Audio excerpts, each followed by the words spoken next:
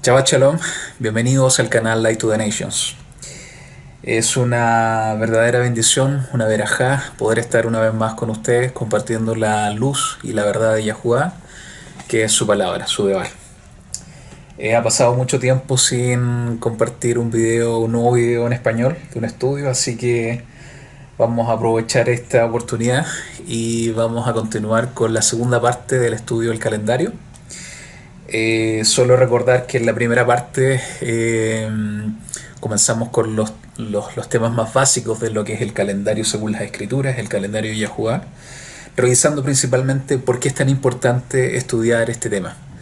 Eh, Muchas de las cosas que revisamos es que las escrituras y las profecías en general están asociados a tiempos, están asociados a duraciones, están asociados a periodos de tiempo específicos. Y los mandamientos en la palabra de Yahuwah también nos enseñan que debemos observar ciertas fechas, ciertos momentos durante el año que son específicos porque son las citas donde nos juntamos directamente con Yahuwah. Y eso es independiente que podamos buscarlo a Él en cada momento y que Él está en todas partes y está dentro de nosotros también en todo momento.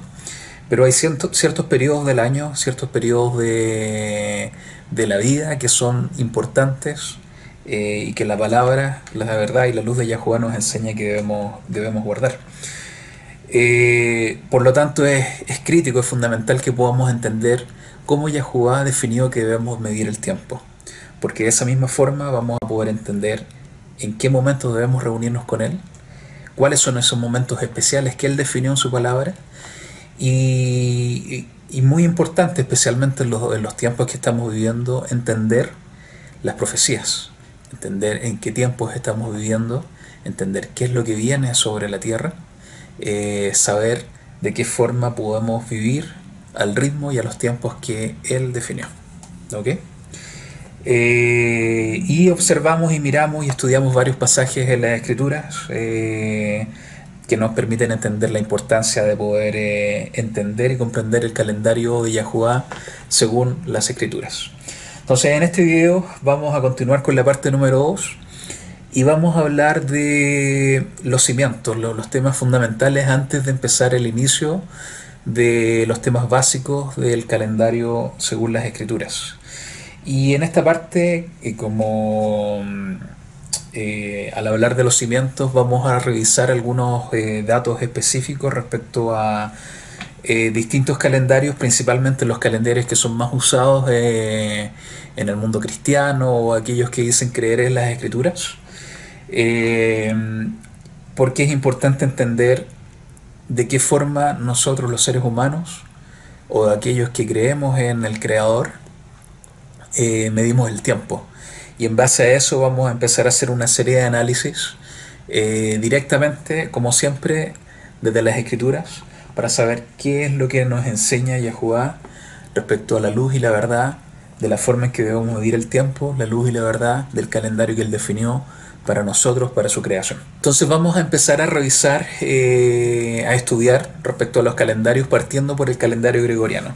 Si nunca han escuchado respecto al calendario gregoriano, este calendario es el que usamos en nuestro día a día, en nuestra vida cotidiana básicamente, el que encontramos colgado en las paredes o que cuando revisamos en el computador o en los cuadernos o en algunos libros. Todas las fechas y la forma en que medimos las fechas y los tiempos y los meses y los días está basado en lo que se conoce como el calendario gregoriano. ¿Por qué se llama calendario gregoriano? Es porque lo introdujo básicamente un papa de la Iglesia romana, de la Iglesia Católica romana, llamado Papa Gregorio XIII, y lo introdujo en el mes de octubre de 1582, ¿ok? Así como lo pueden ver en la presentación. Importante mencionar que en el año 1582 de alguna forma fue 40 años después, 39 años después para ser más preciso, desde que se impuso el modelo heliocéntrico de Copérnico, que muestra que la Tierra es el centro el Sol es el centro del universo y que están los planetas rodeando y girando alrededor del Sol. Importante porque las dos cosas están de alguna forma relacionadas ¿Y por qué lo menciono? Porque al estudiar las escrituras hay un tema importante que comprender respecto a cuál es la cosmología real que las escrituras nos enseñan.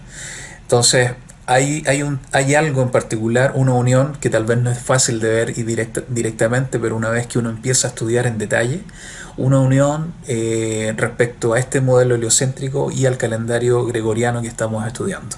¿Ok?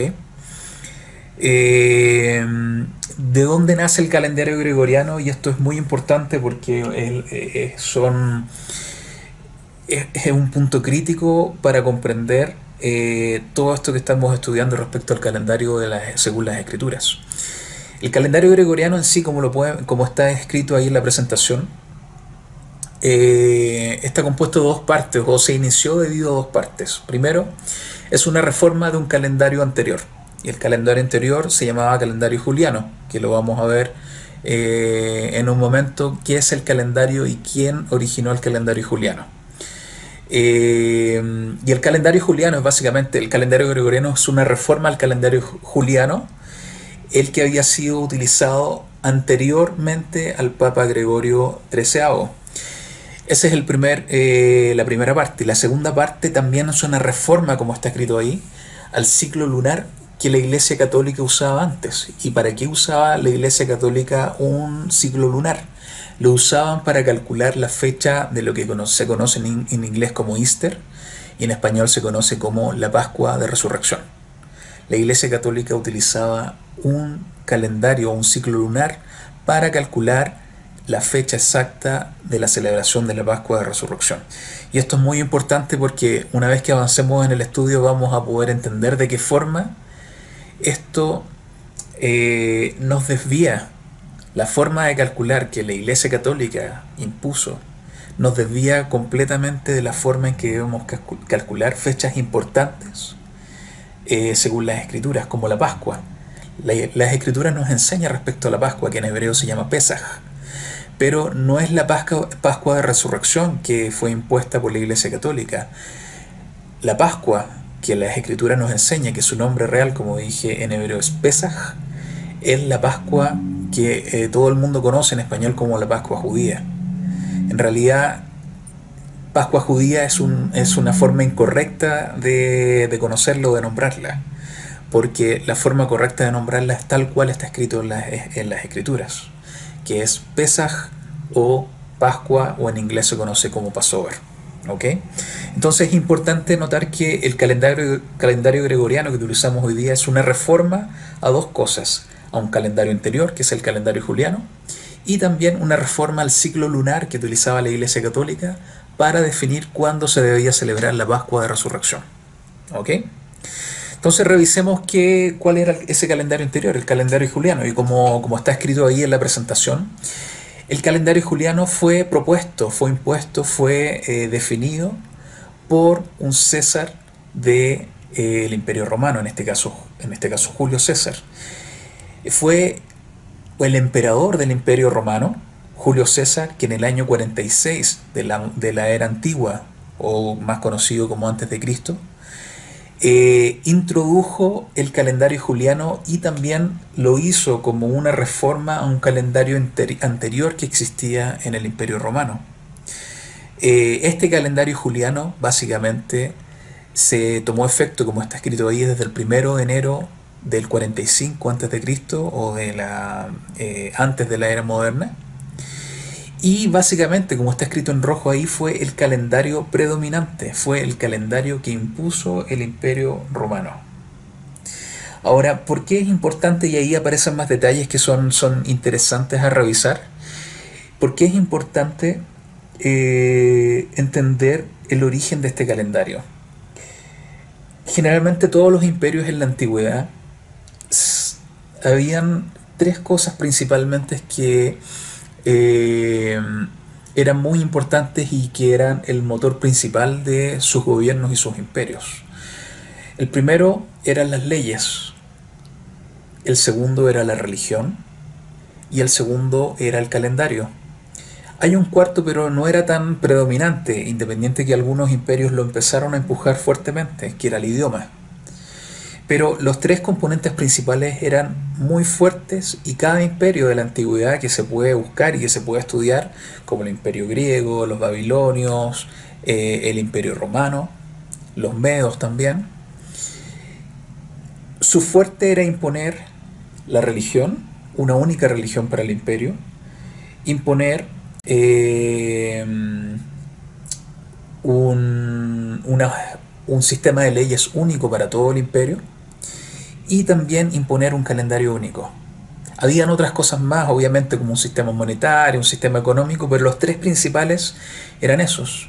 Entonces el Imperio Romano efectivamente impuso un calendario, que en este caso fue el calendario juliano, que es importante entender cómo fue la secuencia. El calendario juliano existió en todo el mundo occidental, en todas las regiones donde el Imperio Romano había conquistado, inclusive hasta el año 1582, donde el Papa Gregorio, como lo estudiamos, hizo una reforma a este calendario. No lo cambió completamente, solamente hizo algunas modificaciones, que en el fondo, si uno lee, si leemos acá completamente, lo que hizo fue ajustar la cantidad de días, que el calendario juliano contenía un año de 365.25 días y el calendario gregoriano contenía 365.2425 días.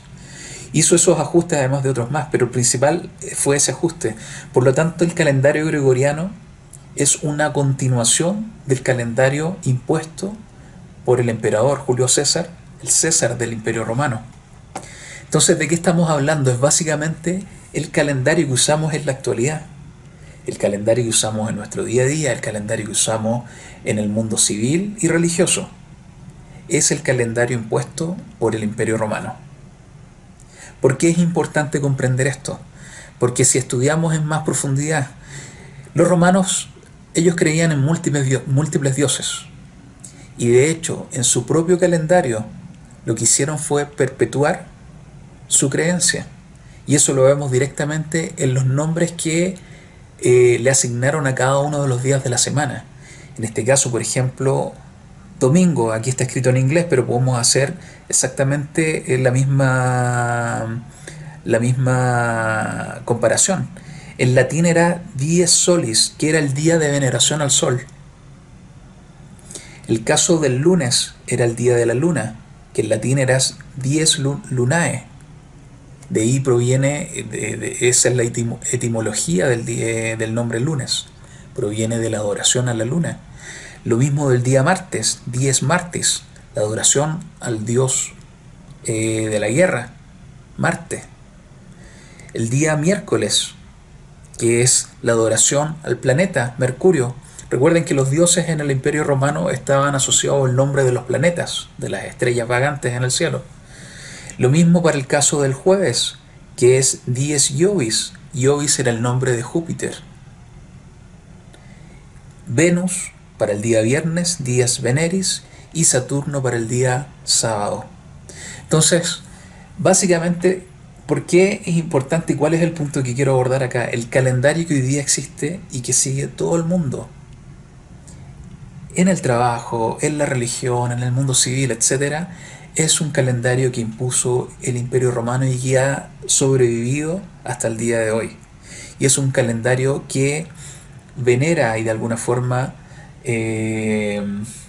perpetúa la adoración a los astros del cielo, que en este caso el Imperio Romano creía que todos estos astros del cielo eran dioses. Y de hecho esto tiene una enseñanza que va mucho más al fondo y que la encontramos directamente en las Escrituras. Esto es la adoración a los astros del cielo y la adoración a seres que descendieron del cielo y que podemos leer con claridad en Génesis, Bereshit, capítulo 6. Y es una enseñanza muy profunda y que va hasta los últimos tiempos según las Escrituras. Entonces, las Escrituras nos enseñan que toda adoración a los astros del cielo está totalmente prohibida, porque nuestra adoración, nuestra confianza, el creer, nuestra fe, nuestra emuná, debemos depositarla solamente en el único creador existente, en el único Elohim existente, y ese es Yahuwah Sebaot, Yahuwah de los ejércitos. ¿Ok? Entonces el calendario gregoriano es el más usado el día de hoy. y es importante entender, es el calendario que impuso el Imperio Romano. El segundo calendario que quiero revisar con ustedes, y esto ha sido una experiencia básicamente que me ha tocado vivir los últimos años cuando empecé a estudiar lo que es la Torá, empecé a estudiar lo que es las sendas antiguas del caminar con Yahuwah, que es el calendario judío. Hay mucha gente que hoy día está siguiendo los mandamientos del Padre según nos enseñan las Escrituras, en lo que es mal conocido como el Antiguo Testamento. ¿Por qué es mal conocido? Porque no existe la diferencia entre Antiguo y Nuevo Testamento. Existe un pacto único entre Yahuwah y su pueblo, y que fue renovado a través del sacrificio del Mesías. Es el mejor nombre de llamar al Nuevo Testamento es con su nombre en hebreo, que es Tanaj, y que es la combinación de Torá, Ketuvim y Nevi'im y Ketuvim, perdón, que básicamente Torá son los primeros 5 libros de las Escrituras, los Nevi'im son los profetas, los libros de los profetas, y los Ketuvim son los escritos como Salmos, Proverbios, etcétera. Entonces, aquellas personas que han entendido y que han visto la necesidad de caminar según las sendas antiguas, siguiendo los mandamientos de Yahuwah, el Padre, han seguido como referencia lo más cercano a lo que se ha podido comprender, que es el calendario según las Escrituras. Y lo más cercano que existe es el calendario judío. Por lo tanto, es importante entender algunos datos específicos respecto al calendario judío y algunos calendarios similares que son basados en la observación de la luna. De hecho, el calendario judío, como vamos a ver, de alguna forma se inició basándose en la observación de la luna. Entonces, si revisamos acá en el slide, la presentación, una de las características principales de este calendario es que cada 3 años añade un 13º mes. Este tipo de calendario no tiene 12 meses en forma constante, sino que cada 3 años añade un 13º mes. ¿Y por qué hace esto? Es porque necesita ajustar el calendario lunar o los ciclos lunares al ciclo solar, porque si no se hace este ajuste, las celebraciones se tendrían en fechas desplazadas, no solamente en primavera o en otoño, se desplazarían a través de todas las estaciones del año a medida que vamos avanzando en el tiempo. Entonces se hace este ajuste justamente para evitar, este ajuste de al agregar un 13º mes, justamente para evitar este problema. Este ajuste básicamente se llama el ciclo metónico, que es un ciclo de 19 años y que en el próximo slide voy a explicar un poco más. ¿Qué otra característica? Es básicamente que cada mes en este tipo de calendario, en el calendario judío, varía en su duración. De alguna forma es similar a lo que es el calendario gregoriano, porque a veces tenemos algunos meses de 31 días, algunos meses de 30 días, y el caso de febrero a veces tenemos meses de 28 o 29 días, dependiendo si el año es bisiesto o no. En este caso, los meses varían en su duración, y algunos meses tienen 29 días y otros meses tienen 30 días. Esa es la constante que existe en el calendario judío. ¿Okay? Hoy en día, como sale en el tercer punto, el calendario judío es conocido como el calendario de Hillel. Y este calendario es calculado, no se basa en la observación de la luna como fue en el pasado, sino que se calcula matemáticamente. ¿Quién fue el Hillel? Hillel fue un rabino judío quien diseñó esta fórmula matemática para poder calcular el calendario. Según las tradiciones judías, como aparece ahí, Hillel definió y diseñó este calendario por la necesidad que tuvieron durante las diásporas. ¿Qué son las diásporas? Son los momentos y los periodos de la historia cuando los judíos fueron expulsados de la tierra de Israel por distintos motivos. Por lo tanto no podían guardar completamente sus tradiciones, y una de estas era la observación del calendario para saber en qué momentos ellos celebraban sus festividades o seguían sus tradiciones o los mandamientos que estaban en las Escrituras. Como antiguamente el calendario se basaba en la observación de la luna, según se veía de la luna nueva, en particular según se veía desde Jerusalén, para determinar el inicio del mes y también el inicio del año. Al estar fuera de la tierra de Israel, no tenían forma de poder observar la luna y definir el inicio del año. Por lo tanto, Hillel definió y diseñó esta fórmula matemática que se ha mantenido hasta el día de hoy para calcular en forma automática los meses del año, el inicio de los meses del año y el inicio del año propiamente tal. ¿Ok? Importante, hoy día no se basa los judíos. En el país de Israel básicamente no basa el calendario de la observación de la luna como en la antigüedad, sino que lo basa en esta fórmula matemática diseñada por Hillel. ¿Ok? Bueno, originalmente, como mencioné, el calendario judío estaba basado en el avistamiento de la luna nueva. ¿Qué es la luna nueva? Es básicamente la luna creciente. Es cuando se ve el primer haz de luz iluminando la luna, después que ha estado completamente oscura en una luna nueva. Cuando se ve el primer haz de luz, eso es lo que se conoce como luna nueva, o científicamente se conoce como luna creciente. Y este avistamiento de esta luna nueva tenía que hacerse, o tiene que hacerse, desde Jerusalén. Y cuando esta luna creciente o luna nueva se ve desde Jerusalén, esto es lo que determina el inicio del mes. Hoy día los grupos mesiánicos o el judaísmo llaman a este primer día, lo llaman Rosh Hodesh, que es una palabra en hebreo, y que la interpretación que se le da es que es la luna nueva o el inicio del mes. Esa interpretación no es tan correcta y la vamos a ver más adelante, pero ese es el nombre que le da. En el caso que lo vayan a escuchar, cuando hablan de Rosh Hodesh, principalmente son personas que están siguiendo el calendario basado en la observación de la luna, y lo que están queriendo decir es que es el inicio del nuevo mes. Las tradiciones judías en el Talmud, en el Mishnah y en varias otras partes de la historia indican que era el Sanhedrin el que anunciaba el comienzo de cada mes. ¿Qué era el Sanhedrin? Era básicamente un grupo de ancianos que eran los responsables, era un consejo de ancianos que eran los responsables de tomar ciertas decisiones políticas dentro del pueblo de Israel. ¿Ok? Y a veces no solamente decisiones políticas, sino que decisiones religiosas. Si ustedes leen el Nuevo Testamento, que también es mal llamado Nuevo Testamento, en hebreo sería Brit Hashah o Pacto Renovado. Cuando enjuiciaron al Mesías, a Yahushua, siempre se reunían los fariseos, los escribas y los ancianos. Ese consejo es básicamente el Sanhedrin. ¿Ok? Entonces ellos tomaron la responsabilidad de anunciar el inicio de cada mes. Y cuando lo hacían es cuando recibían el testimonio de 2 o 3 personas, eran 2 o 3 testigos, que habían avistado o habían visto la luna nueva en el cielo de Jerusalén.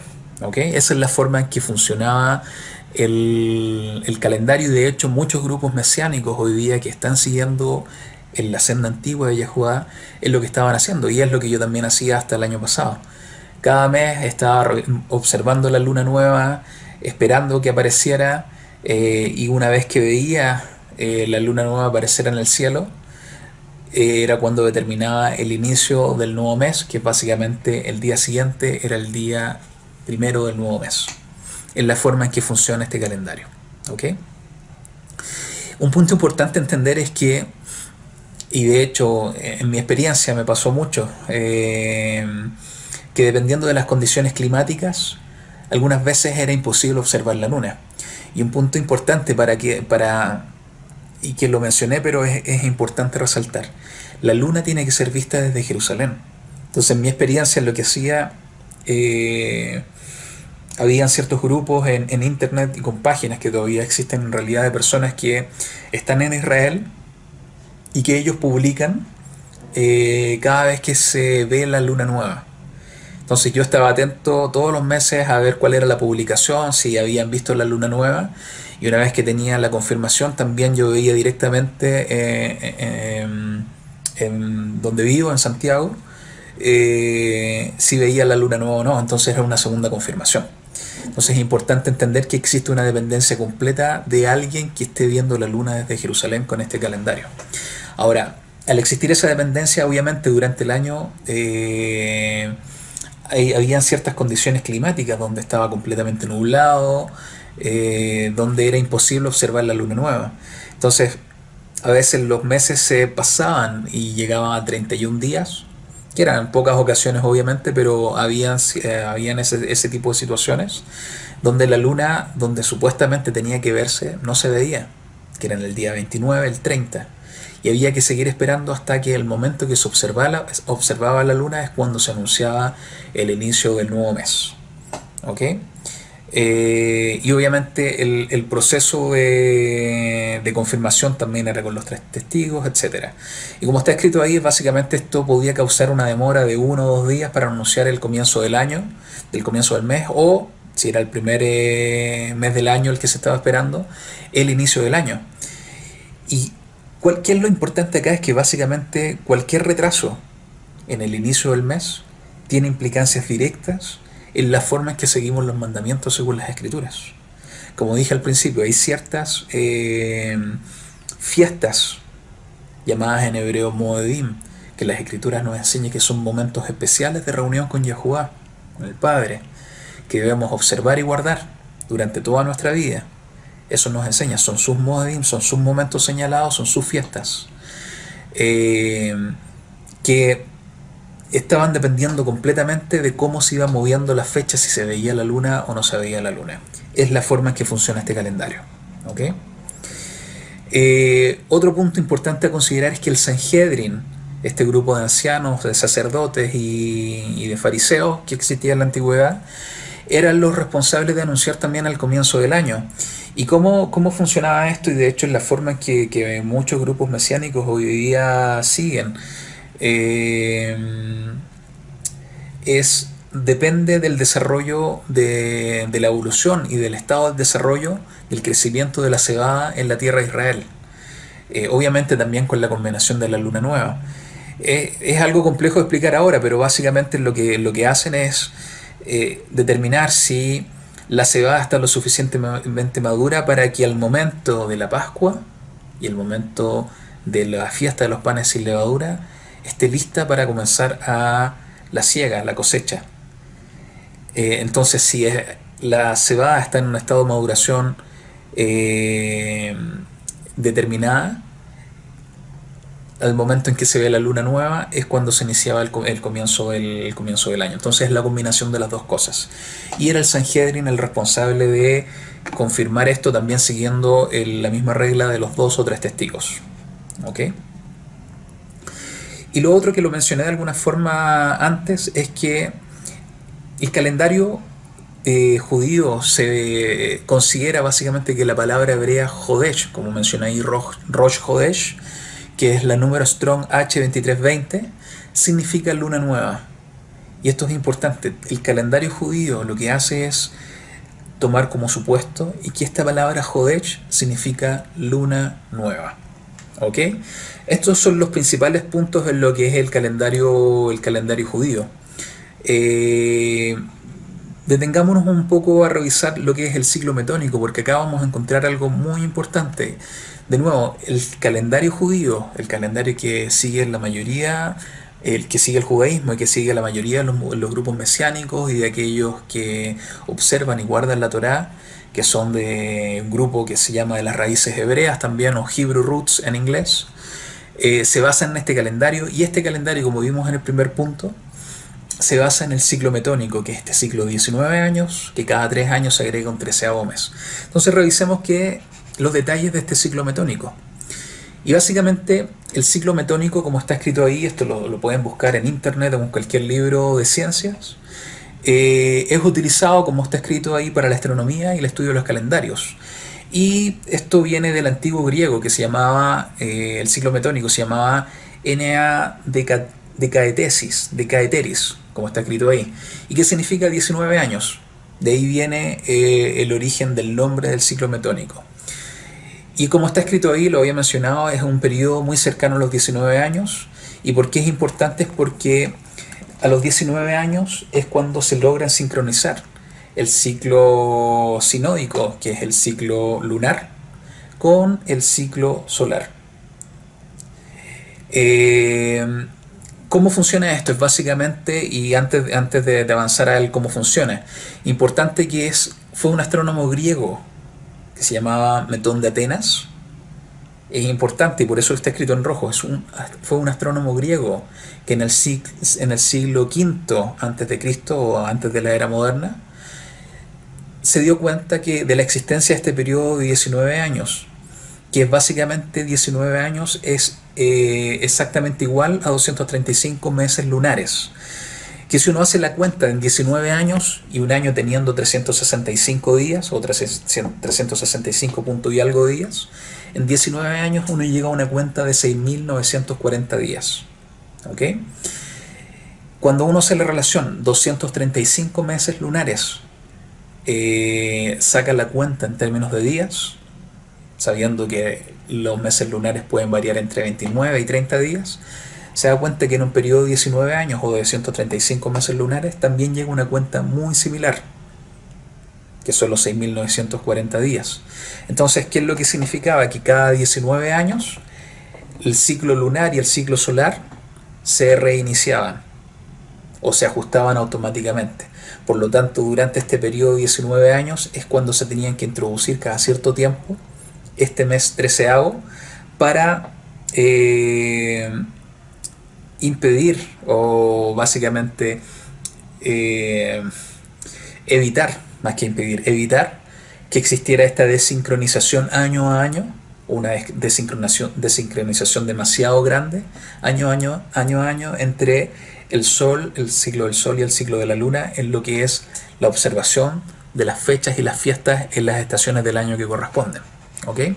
Pero el punto más que cómo funciona el calendario o el ciclo metónico, el punto en el cual me quiero detener y quiero resaltar, como está escrito ahí en rojo, es que este ciclo lo definió, no lo inventó porque lo vamos a ver ahora en un momento, pero lo definió, lo introdujo públicamente un astrónomo griego llamado Metón de Atenas. Y esto es muy importante porque lo vamos a ver cómo esto fue una secuencia que se fue introduciendo a través de la historia y que de alguna forma fue cambiando y desviándonos del calendario que realmente nos enseña la escritura, y lo vamos a ver con claridad en los próximos minutos. Entonces sigamos adelante con lo que es el ciclo metónico. Acá aparece lo que es la explicación que acabo de mencionar respecto a cómo funciona el ciclo de cada 19 años y por qué existe esta diferencia. Y de hecho lo que está escrito en rojo acá es que cada año la luna se va atrasando 11 días.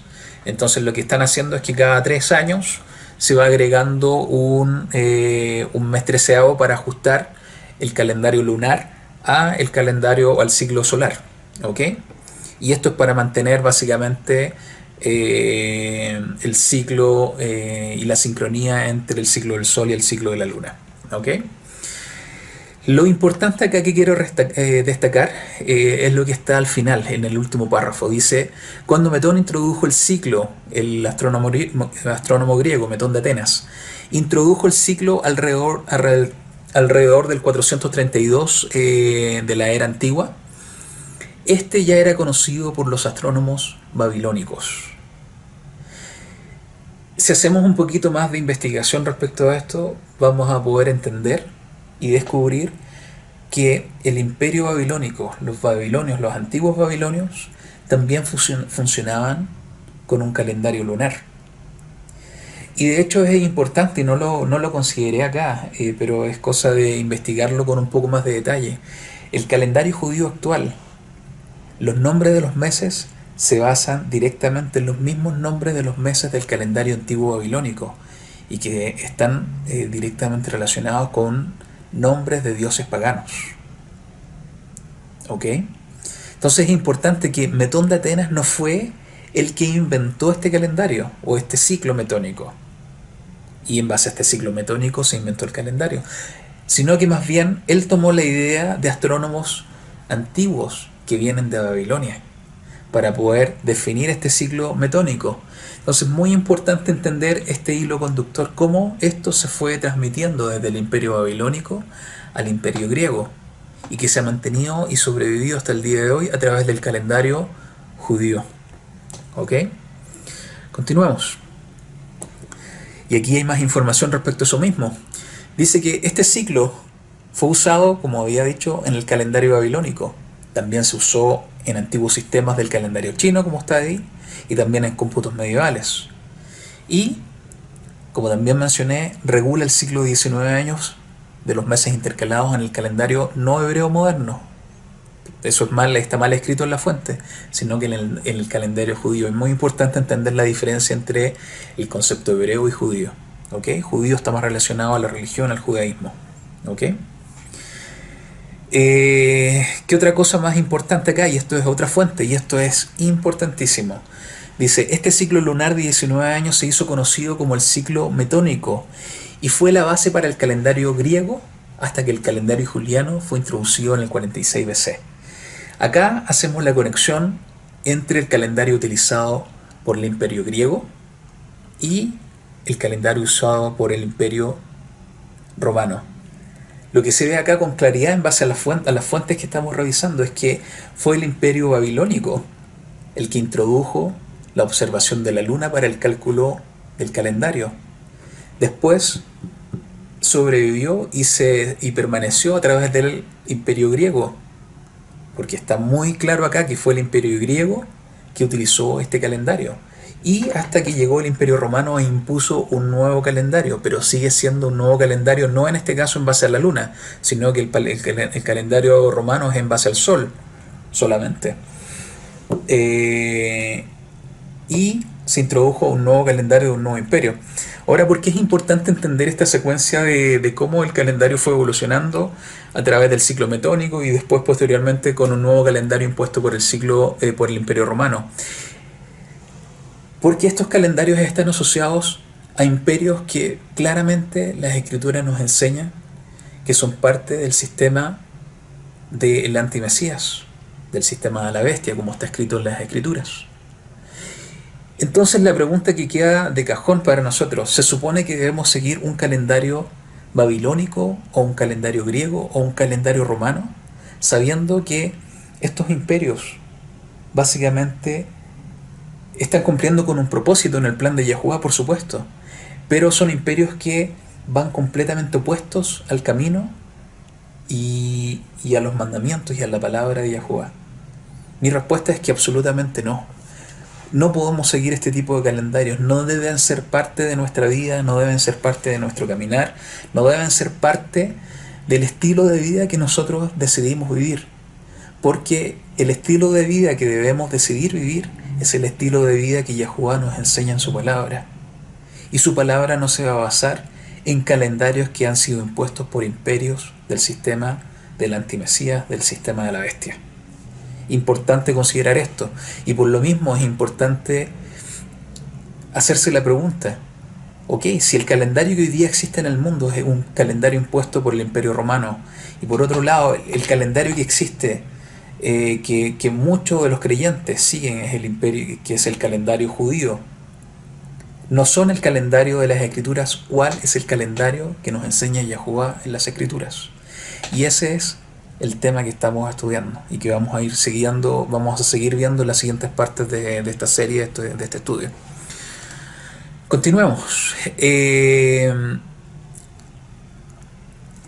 Lo que vimos anteriormente fue básicamente basándonos en fuentes externas, en fuentes relativamente científicas e históricas. Pero basémonos ahora en fuentes más asociadas a las escrituras. Y independiente que hoy día tenemos lo que se conoce como Biblia, y Biblia viene de un nombre pagano, por eso yo no lo menciono, las escrituras. Y de hecho la palabra Biblia no aparece en ninguna parte escrito acá, sino que solamente las escrituras aparece como referencia a este libro maravilloso. Independiente que hoy día existen libros conocidos como canónicos, que son los que componen este compendio de este libro, que son varios libros en realidad. Existen otros libros que son llamados, algunos de ellos malmente llamados apócrifos, y que en base a los concilios de la Iglesia Católica del pasado se tomó la decisión de no incluirlos en el grupo de libros canónicos que conocemos el día de hoy.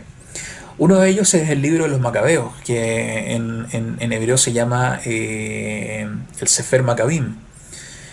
Los Macabeos eran un grupo de personas que vivieron, es una familia, es un grupo de hermanos básicamente, que vivieron en un periodo específico de la historia, que fue durante el Imperio Seleucida, que el Imperio Seleucida fue parte del Imperio griego y antes del Imperio romano, que se opusieron fuertemente al Imperio griego con el propósito de poder mantener las tradiciones y poder mantener el camino que ellos aprendieron o aprendían directamente de las escrituras.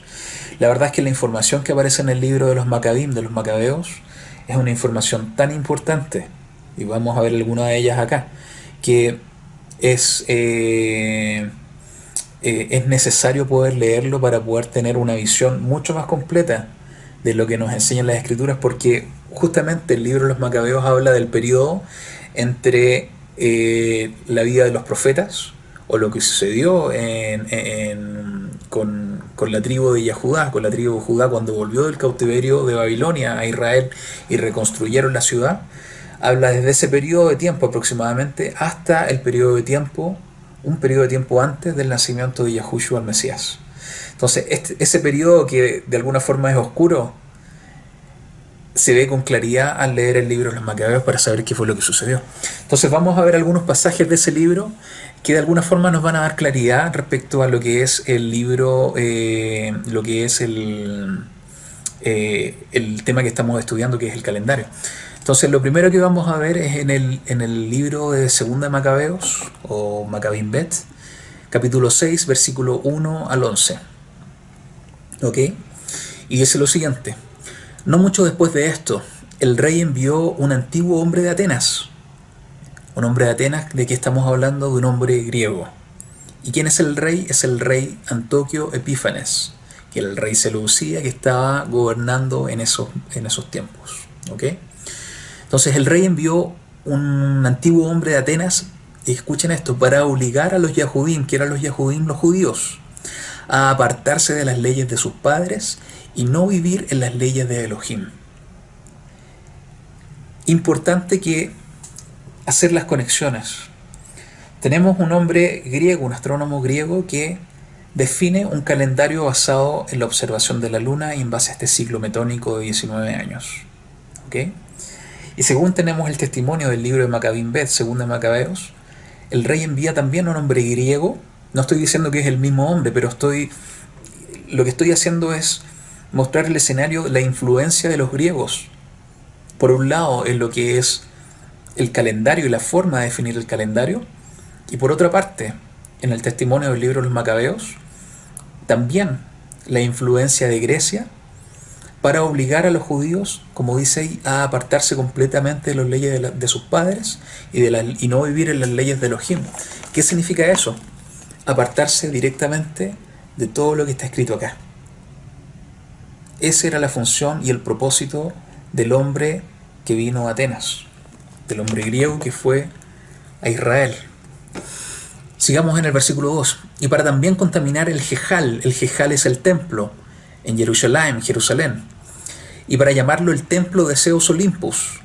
O sea, lo que fue a hacer este hombre fue totalmente opuesto a lo que es el camino de Yahuwah, a lo que nos enseña la escritura y la palabra de Yahuwah. Incluso el templo, que era un templo dedicado a Yahuwah, lo contaminó y lo llamó el templo de un dios pagano, Zeus, Olympus. Continuamos.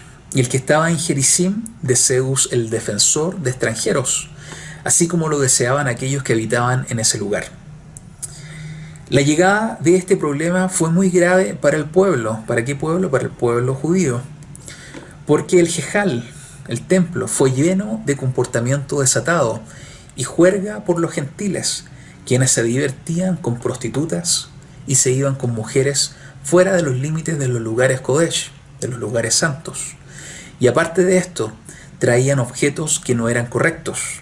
O sea, lo que introdujo esta persona, este griego, fue tal nivel de quebrantamiento de la Torá, tal nivel de quebrantamiento del camino de Yahuwah, que incluso en el lugar apartado donde Yahuwah decidió poner su nombre, que es en Jerusalén y en el templo, empezaron a hacer todo este tipo de cosas, incluso llevando a prostitutas y llevando cosas que eran totalmente prohibidas en este lugar tan apartado y tan Kodesh o santo. Versículo 5 dice: el altar también fue lleno de abominaciones las cuales prohíbe la ley. ¿Cuál ley? La Torá.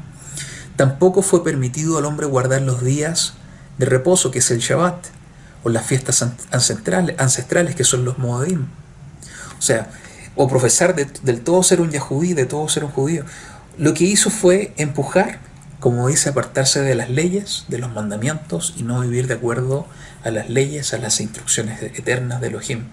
Que incluso los días de observación y los días como se calculan en base al seguir un calendario estaban completamente prohibidos. Guardar el Shabbat y guardar las fiestas. Versículo 7: y cada vez en el día del nacimiento del rey ellos eran tomados bajo duras implicancias para comer de las ofrendas.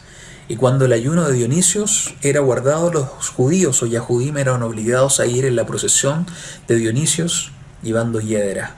O sea, fue tal nivel de persecución, fue tal nivel de empujar estas costumbres griegas, estas leyes griegas, que empezaron a suceder todo este tipo de cosas en Jerusalén, en la tierra de Israel, y empezaron las personas, los judíos, empezaron a apartarse de las leyes y del camino de Yahuwah. Y lo importante, como mencionaba acá, fue un hombre griego, fue la influencia de los griegos que nos obligó a los judíos a apartarse de la Torá, del Shabbat y de los Modim, que son los tiempos señalados. Y la pregunta que pongo ahí es importante hacérsela siempre, y que es un poco es parte de lo que estamos estudiando. ¿Cuánta más influencia y otros cambios en el pueblo de Yahuwah, en el pueblo que Yahuwah decidió tomar para hacer luz para las naciones, han impuesto los distintos imperios a través de la historia? Los imperios griegos, el imperio seleucida, el imperio romano, etc. Importante hacerse esa pregunta, porque ¿cuántas costumbres hemos heredado y que son parte de nuestro diario vivir, de nuestra sociedad, y que hoy día son herencia directamente de esos imperios? Uno de ellos, y el que estamos estudiando, es el calendario, pero ¿cuántos otros más? Importante hacer ese análisis, porque las escrituras nos enseñan que debemos analizarnos a nosotros mismos, si estamos realmente siguiendo los pasos de Yahushua, si estamos realmente siguiendo el camino de Yahuwah, o si estamos siguiendo el camino del mundo. Las escrituras nos enseñan que existen dos caminos, un camino angosto y un camino ancho. Y al entender lo que nos enseña la escritura respecto a estos dos caminos, el camino angosto es el camino que nos enseña Yahushua, y es el camino que él siguió, que es el camino de Yahuwah, es el camino de justicia, es la senda antigua. Y que es una senda angosta porque es muy difícil de seguir.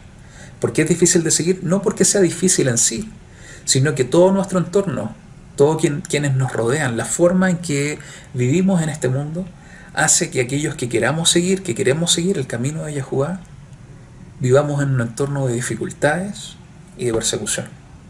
Por eso es un camino lleno de aflicciones, que fue de la misma forma que vemos en la vida y en la historia de Yahushua acá en la tierra. Una vida y un camino lleno de aflicciones, que incluso le tocó hasta la muerte, que obviamente tiene un propósito mucho mayor, pero vemos a través de toda su vida lo que está escrito, que él sufrió persecuciones, especialmente por el mundo religioso y político de su época. Y lo mismo sucede con nosotros hoy día, aquellos que queremos seguir el camino de Yahushua, que es el camino de Yahuwah, porque el camino no ha cambiado, es el camino que existe desde el principio, desde la creación, y que va a seguir hasta la eternidad. Es el mismo camino que Yahushua lo que hizo fue mostrarnos, abrir nuestros ojos, sacar la venda que tenemos encima y mostrarnos cuál es el camino real, el camino de Yahuwah que debemos seguir, que es la senda antigua. Entonces, para aquellos que queremos seguir ese camino, es el mismo sistema político, la sociedad, la religión, que nos persigue y nos llena de aflicciones, pero no porque el camino sea difícil. El camino es lleno de amor, el camino es lleno de bondad, y el camino es lleno de prosperidad y de alegría. Es una alegría no que se consigue externamente, sino que es una alegría que nace acá en el corazón porque la provoca Yahuwah mismo dentro de nosotros. ¿Ok? Y el segundo camino es el camino ancho. Y es el camino que todo el mundo sigue porque es el camino más fácil, porque no es nadar contra la corriente, sino que es dejarse llevar por la corriente, igual que el resto, sin poner ninguna resistencia, sin levantar la cabeza y pensar y mirar alrededor y decir, ¿es realmente la forma en que debemos vivir? No, esto es dejarse llevar. Es lo más fácil que podemos hacer. Entonces, es importante y la Escritura nos enseña que debemos hacer siempre ese análisis introspectivo hacia nuestro interior. ¿Qué camino estamos siguiendo? Porque no podemos estar con un pie en uno y un pie en el otro. Tenemos que tomar una decisión, es una decisión que tomamos cada día.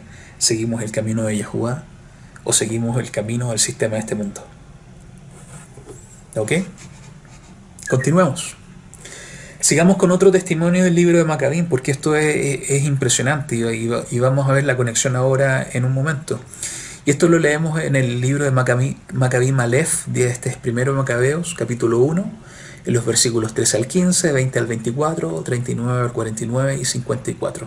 Me salté un poco ahí para no hacerlo, para hacer más corto la revisión, y voy a resaltar los puntos más importantes. Si tienen la oportunidad de leer ese libro, mi recomendación y mi sugerencia y mi invitación es que lo hagan, que lo lean. Dice así: entonces algunos del pueblo eran tan audaces en esto, que ellos fueron al rey, quien les dio autoridad para hacer de acuerdo a las leyes de los gentiles. Hubo un grupo de judíos que lo único que querían hacer era vivir de acuerdo al estilo de vida y a las tradiciones de las naciones de los gentiles. Entonces lo que fueron tan audaces que fueron al rey Antíoco Epífanes pidiendo autorización para imponer esas leyes en la tierra de Israel. Y obviamente el rey les dio la autorización y les dio la autoridad necesaria para que impusieran esas leyes, las leyes de los gentiles. Y leamos qué fue lo que hicieron en el versículo 14. Así ellos construyeron un lugar de entrenamiento.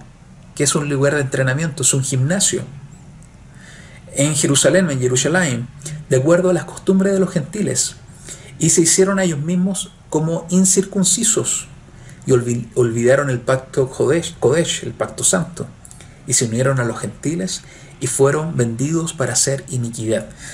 La historia, si la leen en contexto, y voy a hacer un resumen, lo que sucede es que los griegos, y esto se puede ver con claridad en los libros de historia, incluso en el libro de los Macabeos también se puede ver, siempre tuvieron el culto al cuerpo humano. Entonces los griegos fueron los que impusieron los juegos que hoy día se mantiene en nuestra actualidad como los Juegos Olímpicos, donde eran competencias físicas, y muchas de esas competencias físicas incluso se hacían sin ropa, se hacían en forma de desnudo. Los que participaban en esos juegos los hacían desnudos, sin ropa.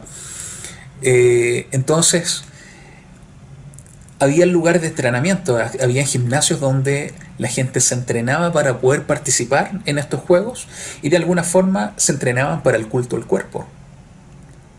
¿Les parece familiar eso? A mí sí, porque es efectivamente y es exactamente lo que sucede el día de hoy. Estamos plagados de gimnasios por todos lados, la gente aumentando el ego y el culto al yo, y en este caso el culto al físico, el cuerpo. Es algo que se ha mantenido en la historia, y como está escrito en la palabra de Yahuwah, nada nuevo hay bajo el sol. Lo que sucedió en la antigüedad va a suceder en el futuro, y es exactamente como vemos que esto es algo cíclico. ¿Ok? Entonces lo que sucedió es que los gentiles o las naciones veían como algo repudiable la circuncisión. Y obviamente los judíos, como tenían que participar en estos juegos, y ellos eran circuncisos, estaban circuncidados, empezaron a tener este tipo de rechazo por parte del resto al ver que estaban circuncidados.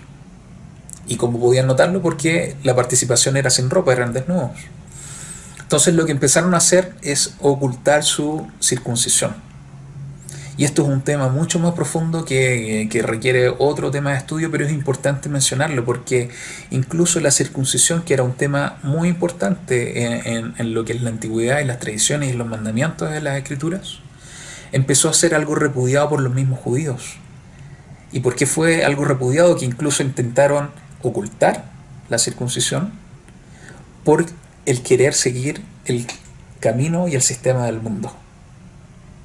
El querer seguir el camino ancho y ser igual que el resto del mundo, en lugar de entender que lo único que nos conduce a la vida es el camino angosto, el camino de Yahuwah. ¿Okay? Por eso empezaron a olvidar el pacto santo, el pacto eterno, y empezaron a cometer cualquier tipo de iniquidad, que en este caso la palabra iniquidad significa quebrantamiento de la Torá, que es el pecado básicamente. Continuemos, el versículo 20. Y después que Antíoco había asolado Misraim, que es el nombre hebreo para Egipto, él volvió nuevamente en el año 143 y subió en contra de Israel y Jerusalén, con una gran multitud. Y él entró orgullosamente al Mikdash. El Mikdash es el santuario, el lugar donde estaba el templo. Y sacó el altar de oro, la lámpara de luz, que es la menorá. El altar de oro es el lugar donde se hacían las ofrendas de incienso. Y todos sus utensilios, y la mesa de los panes, y los cuencos de vertidos donde se utilizaban para vertir los distintos líquidos, inciensos, aceite y también la sangre de los sacrificios de los animales.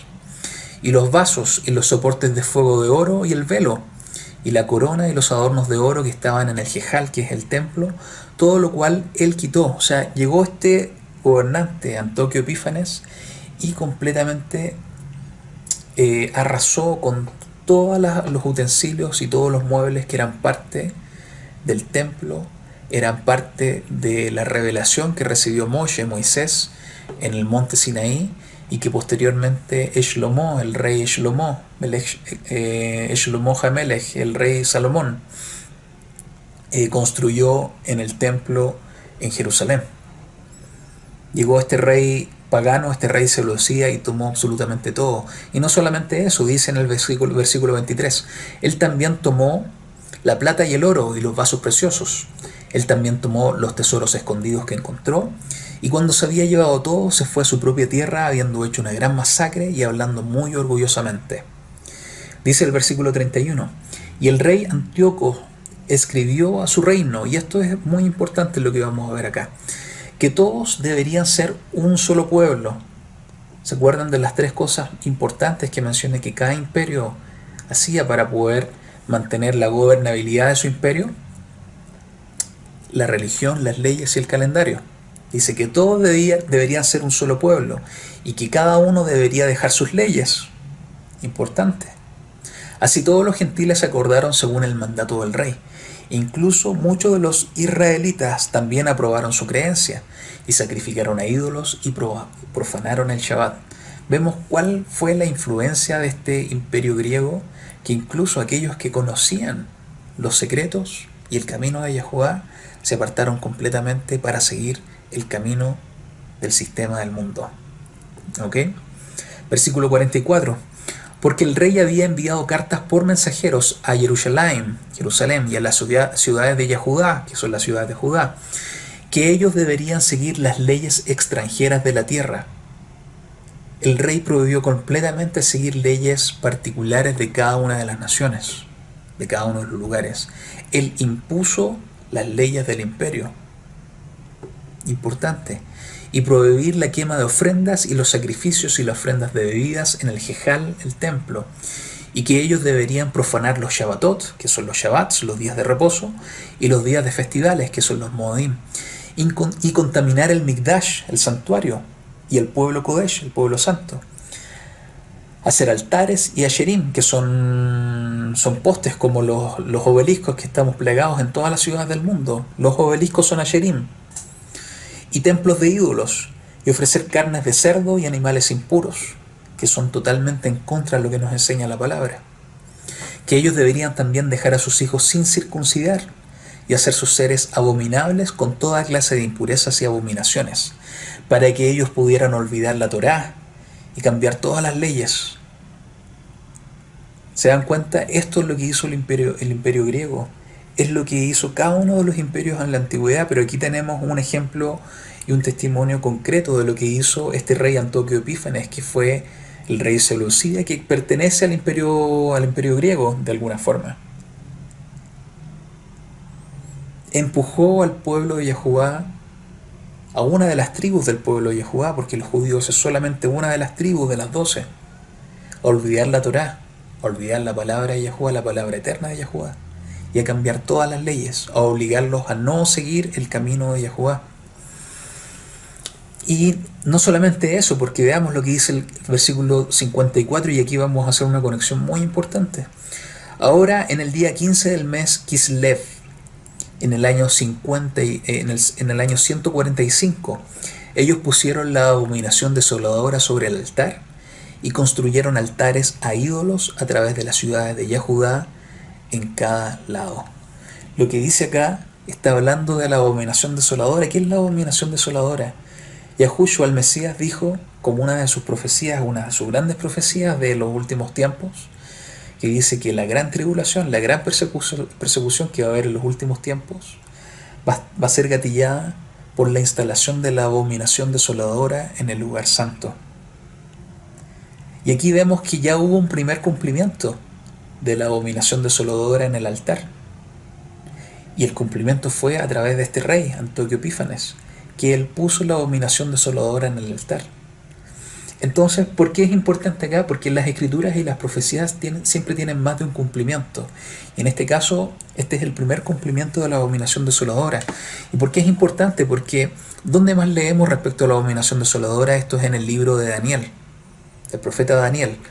Y esto está en el capítulo 11, versículo 31. Y dice lo siguiente en el versículo 31. Y fuertes, hombres fuertes, se levantarán desde él y profanarán el lugar apartado, la fortaleza, y se llevarán lo que es continuo, y pondrán la abominación desoladora. El profeta Daniel estaba entregando esta profecía, lo que recibió de Yahudá respecto a lo que iba a suceder en el futuro. Y está hablando justamente de la aparición de la abominación desoladora. El primer cumplimiento, ya como dijimos, fue a través de Antíoco Epífanes, y va a haber un segundo cumplimiento, que es en los últimos tiempos con el antimesías, conocido como anticristo, que también va a implementar y va a instalar la abominación desoladora, y esa es una de las principales señales que vamos a ver, y para poder comprender que se está iniciando la gran persecución y la gran tribulación. Ahora, ¿por qué es importante este tema de la abominación desoladora? Porque es el mismo profeta, el mismo Nabí, Daniel, que en el capítulo 7, versículo 25 de su libro, nos da una señal o una información adicional respecto a esta persona, que es el antimesías. Y dice lo siguiente: y habla palabras contra el Altísimo, que fue exactamente lo mismo que hizo Antíoco Epífanes también, y lo mismo que hará el futuro antimesías. Y quebrantará a los apartados del Altísimo, a los santos. Y escuchen esto: e intentará cambiar los tiempos señalados y las leyes. Y son entregados en su mano por un tiempo, tiempos y medio tiempo. O sea, esta persona intentará cambiar los tiempos y las leyes. Y esto es básicamente lo que sucedió con Antíoco Epífanes. Fue el primer cumplimiento, donde este personaje, este rey, cambió los tiempos y las leyes. ¿Y de qué forma los cambió? Al introducir las leyes del imperio. Y esa forma como cambió las leyes. ¿Y cómo cambió los tiempos señalados? Al introducir un nuevo sistema de calendario. Un calendario lunar. Un calendario basado en la observación de la luna. ¿Cómo podemos comprobar eso? Tenemos un testimonio de una profesora de la Universidad Hebrea, que su nombre es Rachel Elliott. Ella es una experta en su campo de estudio, y básicamente se ha dedicado principalmente a estudiar los rollos del Mar Muerto.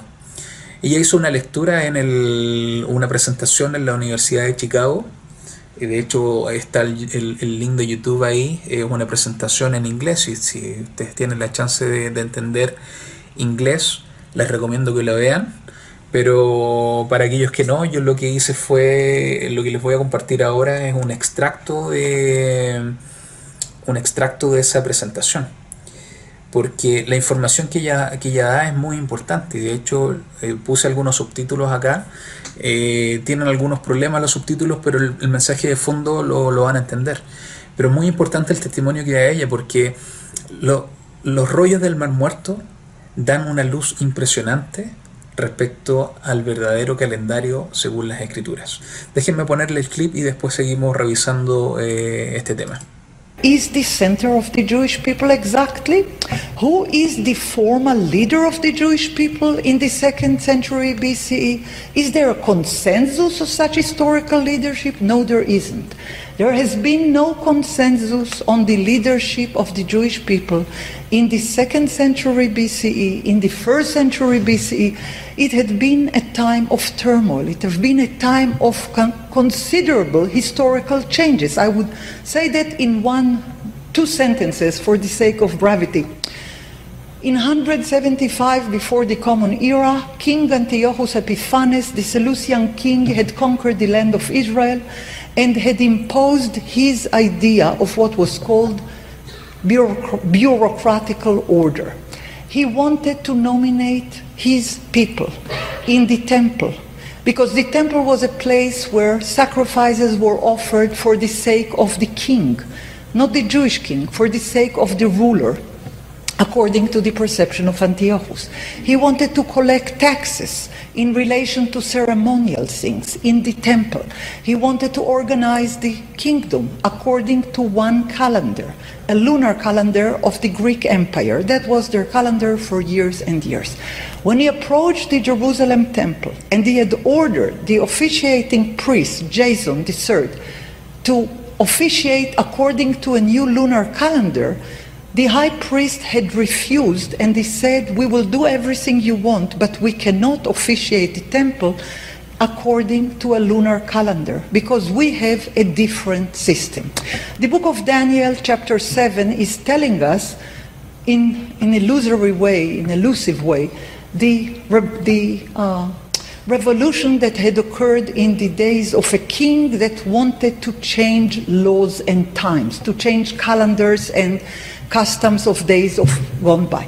However, to make a long story short, before King Antiochus Epiphanes, that's Antiochus IV, had conquered Jerusalem and had imposed a new lunar calendar, for 1,000 years, nearly 1,000 years, there had been another system, not a Seleucian system.